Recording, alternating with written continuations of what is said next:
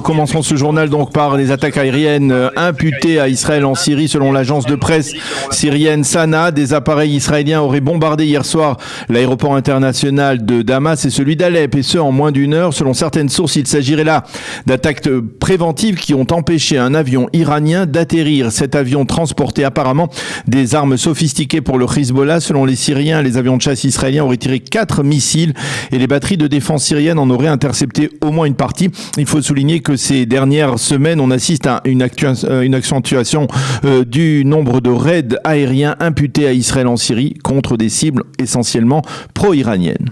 Les Syriens sont intervenus peu après une longue conversation téléphonique hier entre le président Joe Biden et le Premier ministre Yair Lapid. Oui, on sait que cela faisait plusieurs semaines que le Premier ministre israélien souhaitait s'entretenir avec le président américain du dossier du nucléaire iranien et que les Américains avaient soigneusement évité de concrétiser un tel entretien. Eh bien hier, finalement, la conversation s'est produite. Elle a duré 1 heure donc au téléphone. Lapid a exposé en détail la position d'Israël, farouchement opposée à un accord entre les puissances et l'Iran. Le président américain, lui, a pris l'engagement d'être garant de la sécurité d'Israël, mais il a réaffirmé son aspiration à aller jusqu'au bout de sa démarche vers un accord. Côté américain, on tente de rassurer Israël en affirmant entre autres que les Iraniens ont renoncé à bon nombre de leurs revendications et de leurs exigences pour conclure un accord à Vienne.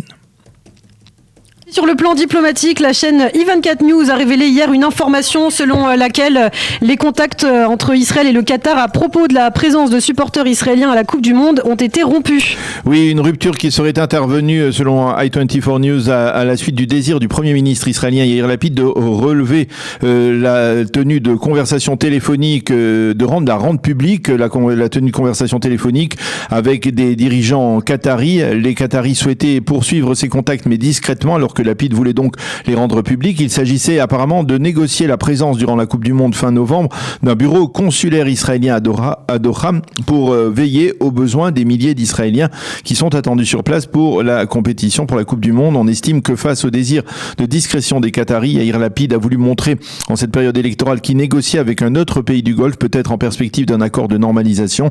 Pour l'instant donc les contacts seraient rompus et donc les Israéliens qui se rendront au Qatar pour la Coupe du Monde risquent de le faire à leur risque et péril. Et puis toujours sur le plan diplomatique, un accord important est intervenu hier entre le gouvernement allemand et les familles des 11 athlètes assassinés aux Jeux Olympiques de Munich. Cet accord va octroyer aux familles de ces 11 athlètes des indemnités d'un montant total de 28 millions d'euros de la part des autorités allemandes, une somme de dédommagement conséquente qui se rajoute à la reconnaissance d'une partie des responsabilités par l'Allemagne dans la fusillade qui a entraîné la mort des athlètes sur un aéroport près de Munich le 6 septembre 1972. Cet accord a été rendu possible grâce à la médiation du président israélien Yitzhak Herzog et de son homologue allemand Frank-Walter Steinmeier. Il va permettre aux familles et au président Herzog de participer lundi prochain à Munich à la cérémonie marquant le 50e anniversaire du massacre durant les JO de Munich.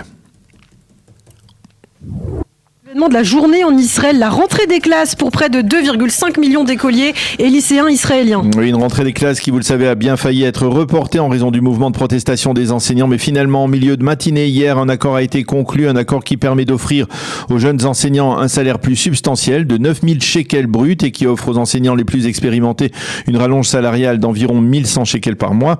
Cet accord prévoit aussi un bonus de 10 000 shekels pour les enseignants qui resteront dans l'éducation nationale au-delà des 3 premières années d'expérience, et il instaure une mini-réforme du nombre de jours de vacances. À l'heure où je vous parle, donc, ce sont près de 2 500 000 écoliers israéliens qui entrent à l'école, dont 170 000 qui entrent en Kita Aleph, en cours préparatoire, et on leur souhaite bien entendu beaucoup de réussite dans leur scolarité.